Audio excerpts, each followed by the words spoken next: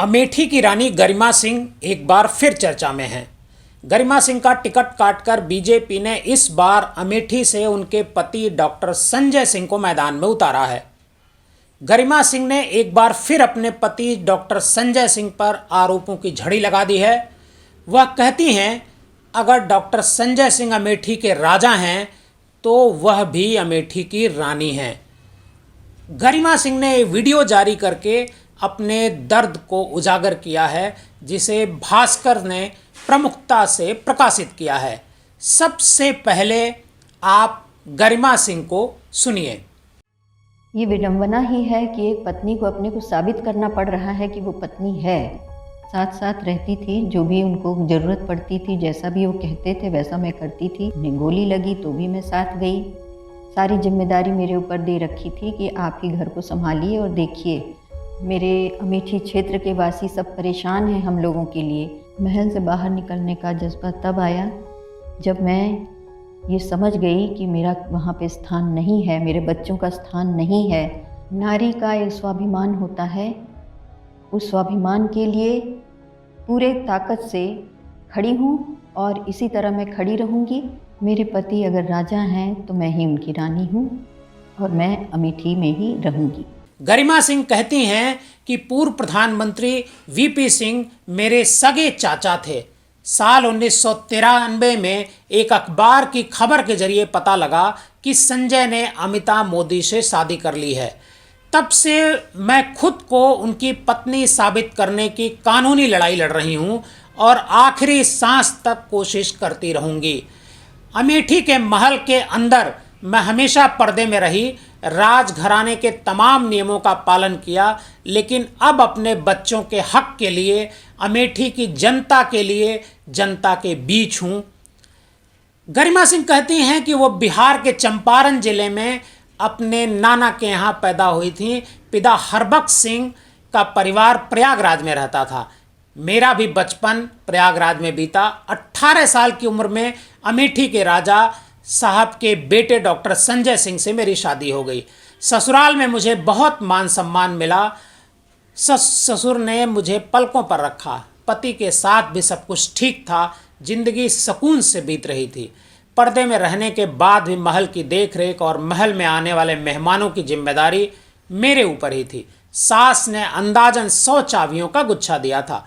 ससुर ने अमेठी में कई स्कूल खोले थे। उन्हें चलाने की जिम्मेदारी, उनकी देख रेख, नए निर्माण करवाना, सब कुछ मुझे ही करना था, क्योंकि ससुर राजनीति में थे। वो राजनीति और समाज के कामों में इतना व्यस्त रहते थे, उन्हें यह सब देखने की फुर्सत ही नहीं थे। वे अक्सर अपने काम की वजह से अमेठी से बाहर रहते थे। शादी के 2 साल बाद मेरी बेटी हुई। इससे सास ससुर का प्रेम मेरे लिए और बढ़ गया। उसकी एक बड़ी वजह थी, 4 पुश्तों से अमेठी के महल में किलकारी नहीं गूंजी थी। मेरी बेटी हुई तो महल जगमग हो गया। उस जमाने की बात ही अलग थी, अपनी ही रौनक थी।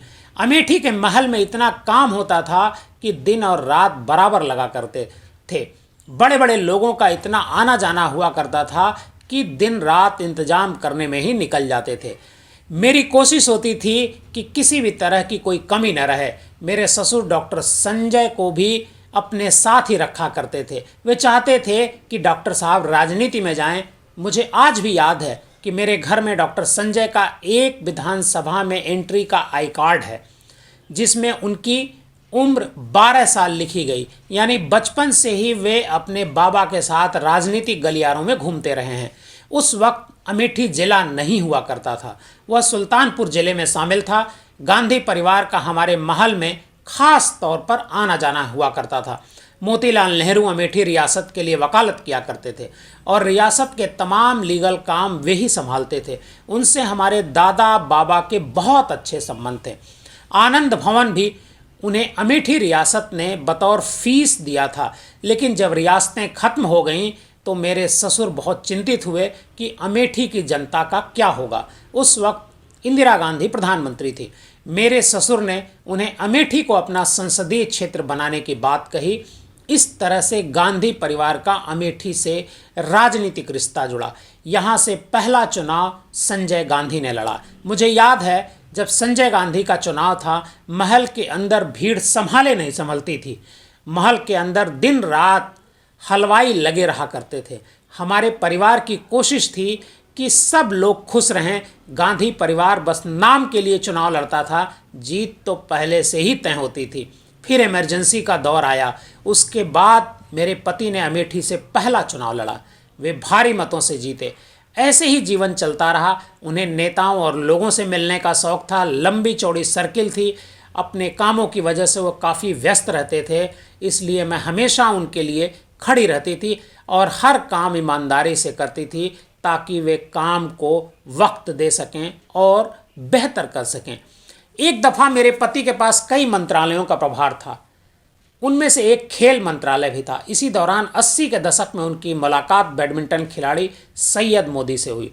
फिर सैयद मोदी की शादी बैडमिंटन प्लेयर अमिता मोदी से हो गई। दोनों ही हमारे पारिवारिक मित्र बन गए। दोनों महल में एक साथ आने लगे। अमिता मोदी हमसे अपनी कई परेशानियां शेयर किया करती थी। हमने उसकी जो भी मदद की या उससे बात की, सिर्फ अपने पति के इच्छानुसार ही की। अभी तक मैं अपने पति की अमिता से नज़दीकियों से अनजान थी, लेकिन धीरे धीरे वह उनके करीब आती गई, यहाँ तक कि उसका हमारे घर में ठीक ठाक दखल रहने लगा। तब भी मैंने कोई शक नहीं किया। मुझे लगा हमारी फैमिली फ्रेंड है तो इतना चलता है। लेकिन दूसरी तरफ इससे सैयद मोदी को भी दिक्कत होने लगी। उन्हें अमिता की मेरे पति से नज़दीकियाँ पसंद नहीं थी। इस वजह से सैयद के साथ उसकी कलह होने लगी। फिर सैयद मोदी की हत्या भी हो गई। वो हत्या हम सभी की ज़िंदगी में भूचाल की तरह थी। इसके बाद मेरे पति को गोली मारी गई। मैंने फ़ौरन अपने चाचा वीपी सिंह से बात की। उस वक्त वो प्रधानमंत्री थे। उनकी वजह से हमें फ़ौरन लंदन जाने के लिए फ़्लाइट मिल गई और मेरे पति का इलाज हो सका। मौत के मुंह से मैं छीन कर उन्हें बचाकर वापस लाई। लखनऊ एयरपोर्ट पर उनकी फ़्लाइट लैंड की तो लोगों का उनसे मिलने के लिए जमावड़ा लग गया। तब मेरे पति डॉक्टर संजय लंदन से अपने साथ 2 कुत्ते लाए थे। मेरा बेटा काफ़ी खुश था कि वो इन्हें अपने साथ रखेगा, लेकिन वह इंतज़ार करता रह गया। वो कुत्ते घर नहीं पहुँचे। वे अमिता मोदी के लिए आए थे, इसलिए एयरपोर्ट से ही वहाँ पहुँचा दिए गए। उस वक्त बेटे को पहली दफ़ा पता लगा कि उसके पापा का कोई दूसरा घर भी है। घर में कोई पार्टी होती तो अमिता हमेशा बोलती कि भाभी आप अंदर की व्यवस्था देख लो और मैं बाहर भी देख लेती हूँ। मुझे भी लगता था कि अच्छा है, मेरा हाथ बंटाने वाली कोई है। मुझे लगता था कि वो मेरी मदद कर रही है, लेकिन कहानी कुछ और थी। धीरे धीरे मेरे पति की लाइफ और महल के अंदर उसकी दखल बढ़ती गई। महल के बाहर हर जगह डॉक्टर साहब के साथ अमिता ही दिखाई देती थी। इसको लेकर कई दफ़ा अपने पति से बहस हुई, तकरार हुई, लेकिन कोई फ़र्क नहीं पड़ा। हालांकि मेरे ससुर अमिता का महल में आना जाना ठीक नहीं समझते थे। वो बोलते भी थे, लेकिन सुनता कौन था। सैयद मोदी हत्याकांड के 5 दिन बाद मेरे ससुर की मौत हो गई। शायद वे जानते थे, बुजुर्ग तो होते ही ऐसे हैं, उन्हें अपने अनुभव से सब पता होता है कि कहाँ और क्या हुआ। सैयद की हत्या के बाद तो हर दिन सीबीआई यहाँ छापा वहाँ छापा, जीवन ही बदल गया पूरी तरह से। मैं अपने पति के पक्ष में दिन रात लगे लोगों के खाने का इंतज़ाम किया करती थी, क्योंकि तब अमेठी से लखनऊ बसों में चढ़कर लोग आते थे और सीबीआई ऑफिस के बाहर नारे लगाया करते थे। तो कम से कम मैं उन लोगों के लिए खाने पीने का इंतज़ाम तो कर ही सकती थी। सभी के लिए कोर्ट में पूरी सब्जी पानी भिजवाती थी। हमेशा एक चट्टान की तरह हर मुश्किल में पति के साथ खड़ी रही। बावजूद इसके चीज़ें खराब होती चली गईं। मैं तो उन बातों को याद भी नहीं करना चाहती। बस आगे बढ़कर अब अपने बच्चों के हक और अमेठी की जनता की लड़ाई लड़ रही हूँ। साल 1993 में मुझे आधिकारिक तौर पर एक अखबार के जरिए पता लगा कि अमिता और डॉक्टर संजय ने शादी कर ली है। मैंने इस शादी को अदालत में चैलेंज किया। मुझे अदालत ने बताया कि मैंने ही अपने पति डॉक्टर संजय सिंह से तलाक मांगा था, जिससे उन्होंने म्यूचुअल कंसेंट के आधार पर मान लिया और तलाक के पेपर पर साइन कर दिए। पर मैंने तो कभी तलाक मांगा नहीं। मैं तो कभी सोच भी नहीं सकती हूँ। छानबीन करने पर पता चला कि सीतापुर की एक अदालत में किसी नकली गरिमा सिंह की फ़ोटो लगाकर मेरी ओर से तलाक के कागज़ तैयार करवाए गए और नकली साइन करके मेरे पति को दिए गए, जिस पर उन्होंने साइन कर दिए। तलाक के 25 दिन बाद उन्होंने अमिता के साथ शादी कर ली। मैंने अदालत में अपनी पति की दूसरी शादी को चैलेंज किया तो अदालत ने पाया कि उनकी शादी गैर कानूनी है। एक दफ़ा तो यहाँ तक हुआ कि मैं लखनऊ से महल में गई तो मुझे अंदर दाखिल नहीं होने दिया गया। मैं अपने कुल देवता के मंदिर से वापस लखनऊ आ गई।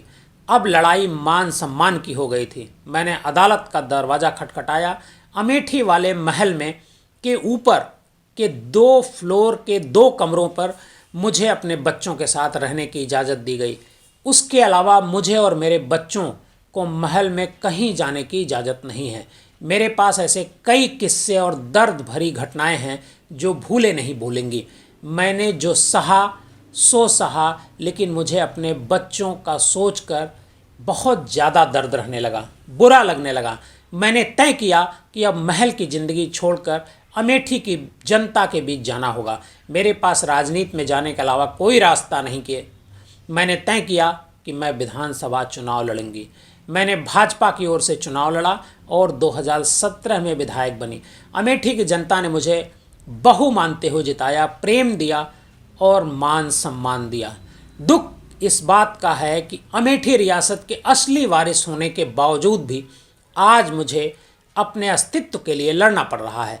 मैं खुद को डॉक्टर संजय सिंह की पत्नी साबित करने की कोशिश कर रही हूँ। पीड़ा से भरी हुई हूँ लेकिन मजबूत हूँ। अंतिम सांस तक लड़ती रहूंगी। Public news desk. नमस्कार, मैं हूं देवकीनंदन मिश्रा। आप देख रहे हैं पब्लिक न्यूज टीवी। अगर आपको हमारा ये वीडियो पसंद आया हो तो इसे लाइक करें और ज्यादा से ज्यादा लोगों तक शेयर करें। हाँ, एक बात और, हमारे इस चैनल को फॉलो करें, सब्सक्राइब करें, ताकि जैसे ही हम कोई नया वीडियो डालते हैं सबसे पहले आप तक वो पहुंचे।